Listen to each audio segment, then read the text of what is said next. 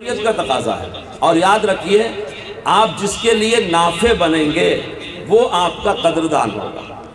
ہم جس قوم کے ساتھ رہ رہے ہیں، اس قوم کے لوگ اگر ان کو ہم سے نفع پہنچے تو ہم کو بھگوان کا درجہ دینے کے لیے تیار ہوگا۔ ان کی ڈکشنری میں سب سے بڑا لفظ جو ملتا ہے بھگوان کا ملتا ہے۔ اگر وہ آپ سے نفع اٹھاتے ہیں، آپ کے پیروں میں پڑ جاتے ہیں، آپ کے چرنوں میں گر جاتے ہیں کہ آپ ہمارے بھگوان ہیں۔ اس لیے اسلام اپنے اخلاق سے آپ یہ سمجھے کہ آپ مسلمان ہیں تو دوسروں کو نفع پہنچانے کے لیے پیدا کیا ہیں، تو ابھی اسی وقت سبسکرائب کیجئے، پھر ملتے ہیں نیکسٹ ویڈیو۔ اور یاد رکھیے، آپ جس کے لیے نافع بنیں گے وہ آپ کا قدردان ہوگا۔ ہم جس قوم کے ساتھ رہ رہے ہیں، اس قوم کے لوگ اگر ان کو ہم سے نفع پہنچے تو ہم کو بھگوان کا درجہ دینے کے لیے تیار ہوگا۔ ان کی ڈکشنری میں سب سے بڑا لفظ جو ملتا ہے بھگوان کا ملتا ہے۔ اگر وہ آپ سے نفع اٹھاتے ہیں، آپ کے پیروں میں پڑ جاتے ہیں، آپ کے چرنوں میں گر جاتے ہیں کہ آپ ہمارے بھگوان ہیں۔ اس لیے اسلام اپنے اخلاق سے آپ یہ سمجھے کہ آپ مسلمان ہیں تو دوسروں کو نفع پہنچانے کے لیے پیدا کیے گئے۔ آپ ڈاکٹر ہیں، آپ ماسٹر ہیں، آپ جماعت میں لگے ہیں، آپ مسجد میں لگے ہیں، آپ مدرسے میں، جہاں کہیں آپ ہیں، اگر آپ رسول اللہ کے غلام ہیں تو آپ کو آپ کے قرآن نے یہ حکم دیا ہے کہ آپ نفع پہنچائیں۔ جب آپ خلق کے لیے نفع پہنچانے والے بنیں گے، اور اصول ہے جو نفع اٹھانا چاہتا ہے کبھی نفع ملتا ہے، کبھی محروم ہوتا ہے، لیکن جو نفع پہنچانا چاہتا ہے وہ خود کبھی نفع سے محروم نہیں ہوتا۔ تو آپ اپنے سماج کے لیے نفع بخش بنیں، مددگار بنیں، اس پسماندہ لوگوں کے، مظلوم لوگوں کے، پریشان۔ حضرت مولانا ارشد صاحب دامت برکاتہم بہت سے غیر مسلموں کے مقدمات بھی دیکھ رہے ہیں۔ جمعیت علماء کی ڈکشنری میں ملکی مسائل میں مسلم غیر مسلم کا کوئی فرق نہیں ہے۔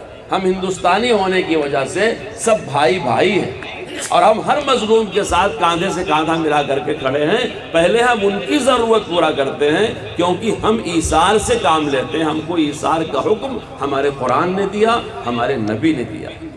اس لیے جمہوریت اس وسیع اتحاد، یہ وسیع اتحاد اتنا وسیع ہے کہ ملک کی 125 کروڑ جنتا ہے۔ ظاہر بات ہے یہ گھر ہے۔ جب ایک ماں باپ سے پیدا ہونے والے بچوں کی ترجیحات میں، تقاضوں میں، خواہشات میں اختلاف ہوتا ہے تو رنگ و نسل سے بھرا ہوا یہ ملک جس میں 125 کروڑ نفوس بستے ہیں، اس میں کتنے لوگ ہیں؟ ایک طبقہ ہے جو لہسن پیاز بھی نہیں کھاتا، اور دوسرا طبقہ ہے جو خنزیر بھی کھا جاتا ہے۔ آپ غور کرو، ایک بہت بڑا طبقہ ہے جو غیر اللہ کے سامنے سر جھکانے کو شرک کہتا ہے، لیکن ایک بہت بڑا طبقہ ہے ہر کنکر پتھر کی پوجا کرتا ہے۔ ہر 30 کلومیٹر پر ہندوستان کا سماج، اس کی بول، اس کی آپ کے علاقے میں کلیہ اور سلجھا پوری بولی جاتی ہے۔ ہندوستان کا پنجابی کیا جانے آپ ہی کلیہ سلجھا پوری کو، لیکن پنجابی اور ارریہ کا باشندہ ایک ملک والے ہونے کی وجہ سے آپس میں بھائی بھائی ہیں۔ اگر کبھی کوئی اختلاف ہو جائے، اگر کوئی زبان بولنے والے کم ہیں، کسی زبان کے بولنے والے زیادہ ہیں، کسی مذہب کے ماننے والے کم ہیں، کسی مذہب کے ماننے والے زیادہ ہیں، ایک طرح کپڑا پہننے والے کم ہیں، ایک طرح اس سے ہمارے ملک میں کوئی مقابلہ آ رہا ہی نہیں۔ آپ کسی کو بھی مانتے ہو، کیسے بھی لباس پہنتے ہو، کیسی بھی غذا کھاتے ہو، کیسے بھی طور طریقے پر عمل کرتے ہو، آپ کو دستور نے مکمل آزادی دیا، لیکن انسانوں کی بستی ہے، کبھی نہ کبھی کچھ نہ کچھ اونچ نیچ ہو جاتی ہے۔ ہم کو ہماری عدلیہ کو کبھی نہیں کوسنا چاہیے۔ مولانا ارشد صاحب دامت برکاتہم نے اسی عدلیہ سے، جس پر لوگ انگلی اٹھا رہے ہیں، مفتی عبدالقیوم صاحب کو بری کرایا ہے، جن کی پھانسی کا فیصلہ 3 کورٹ کر چکا تھا۔ علماء نے ان کی کتاب پڑھا ہوگا جس میں لکھا ہوا ہے 11 سال سلاخوں سے پیچھے۔ اس لیے میں آئندہ کے لیے جمعیت علماء سے متعلق علماء سے کہتا ہوں کہ جمعیت کے اسٹیج پر ہم خاکی وردی والوں کو، کوٹ والوں کو، نیتا لوگوں کو ہم ان کا محاسبہ کرنے کے لیے جلسہ نہیں کرتے۔ ہم جلسہ کرتے ہیں اپنی قوم کو ایک سمت دینے کے لیے، مظلومون کی مدد کرنے کے لیے، لوگوں کو وقار، انسانیت، شرافت، بھائی چارہ سکھانے کے لیے۔ یہ جمعیت علماء کا مقصد ہے، اور ہم اور ہمارے اکابر ہمیشہ اس میدان میں سالار رہیں، کبھی ہم پچھوا نہیں رہیں۔ اس لیے آپ کا جلسہ جمہوریت کے عنوان پر کم باتیں کہی گئی۔ یہاں ہم جس ملک میں رہتے ہیں اس کے آئین اور قانون کو مانتے ہیں، ہم کو ہمارے عدلیہ اور آئین پر اعتماد ہے۔ اگر کمزوری ہے تو ہم ہی اس کو دور کریں گے، کیونکہ ہم تو سالار ہیں، ہم کرائے کے ملک میں تھوڑی ہیں۔ اگر ہم اپنے آپ کو کرایہ دار سمجھتے تو ہمارا حوصلہ ٹوٹتا. جو بگاڑ ہے ہم دور کریں گے، پہلے ہم اس کے ذمہ دار ہیں. اس کے بعد میرے دوستو، جسے معاشرہ کہتے ہیں، اصلاح معاشرہ، یہ عربی زبان کا لفظ ہے. اصلاح کہتے ہیں سدھارنے کو، اور معاشرہ کہتے ہیں آپسی رہن سہن کو. کئی افراد مل کے ایک گھر میں رہتے ہیں، اس سے خاندان بنتا ہے. کئی خاندان جہاں رہتے ہیں ایک قبیلہ بنتا ہے. کئی قبیلے جہاں ملتے ہیں ایک برادری بنتی ہے. کئی برادریاں جہاں رہتی ہیں ایک گاؤں بنتا ہے. کئی گاؤں جہاں ملتے ہیں ایک شہر بنتا ہے. کئی شہر جہاں اکٹھا ہوتے ہیں ریاست بنتی ہے. کئی ریاستیں اکٹھا ہوتی ہیں ملک بنتا ہے. اور کئی ملک اکٹھا ہو تو عالم بنتا ہے. اور ہماری سوچ یہ ہے، ہم پورے عالم کو آنگن مانتے ہیں. ہمارا گلوبل پر یقین ہے. عالمی قومیں جتنی ہیں ان کی بھلائیوں سے ہم فائدہ اٹھانا چاہتے ہیں، اور ہم ان کی بھی خدمت کرنا چاہتے ہیں. کیونکہ اسلام سارے عالم کے لیے آیا ہے. ہمارے نبی سارے عالم کے لیے ہے، رحمت للمسلمین نہیں ہے. ہم جو کلمہ پڑھتے ہیں، ہم قرآن پڑھتے ہیں، اللہ کو رب العالمین کہتے ہیں، نبی کو رحمت للعالمین کہتے ہیں. تو ہم صرف ارریہ کے لیے نہیں سوچتے، صرف کشن گنج کے لیے، پورنیہ دیناج پور کے لیے، بہار اور بنگال کے لیے نہیں سوچتے، بلکہ ایک مسلمان ہے جس کی سوچ عالمی ہوتی ہے، کیونکہ اسلام سارے عالم کے لیے رحمت بن کر کے آیا ہے. اس لیے ہم جو معاشرے میں گزر بسر کرتے ہیں، ایک متن ہمیشہ اپنے ذہن میں رکھیں. جس طرح نماز میں ہمارا قبلہ خانہ کعبہ ہے، اسی طرح سماجی زندگی کے لیے ہمارا قبلہ صحابہ ہے.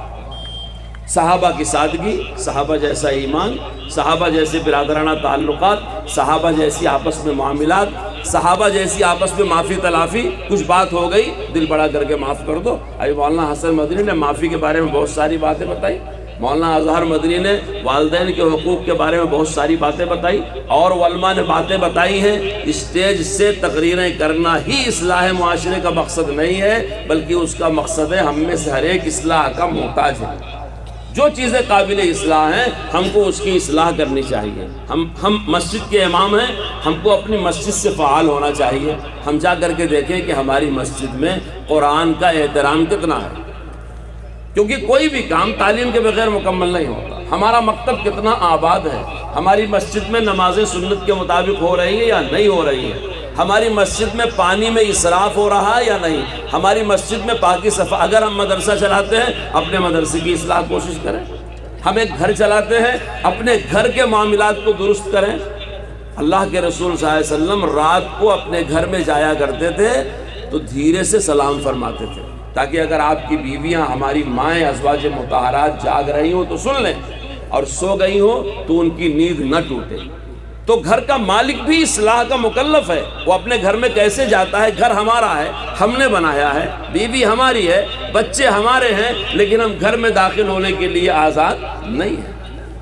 یہ موضوع بہت ہی وسیع ہے. بعض تنظیمیں صرف تلک کو، جہیز کو، پردے کو، چند باتوں کو فوکس کرتے ہیں، اسے انلاج کرتے ہیں، اس کو عنوان بناتے ہیں. جمعیت علماء کہتی ہے وَادْخُلُوا فِی السِّلْمِ کَافَّةً.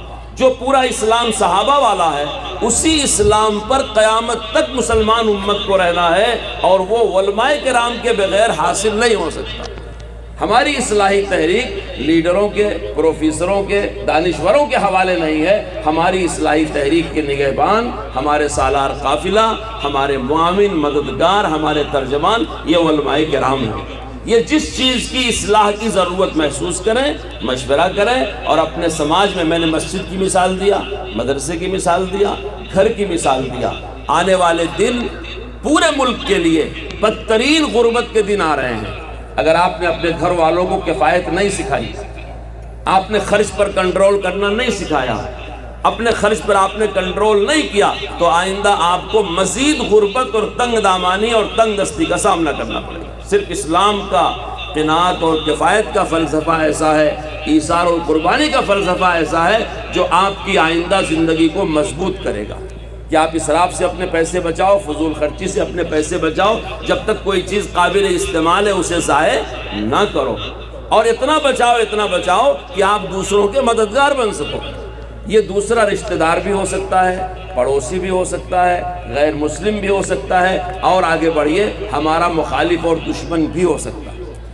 اسی ملک میں جہاں یہ کہا گیا تھا الگ الگ تقسیم کرنے کی باتیں کی گئی تھی، اسی ملک میں جب تقاضا آیا تو مسلمانوں نے خود بھوکے رہ کر کے غریبوں کو کھلایا۔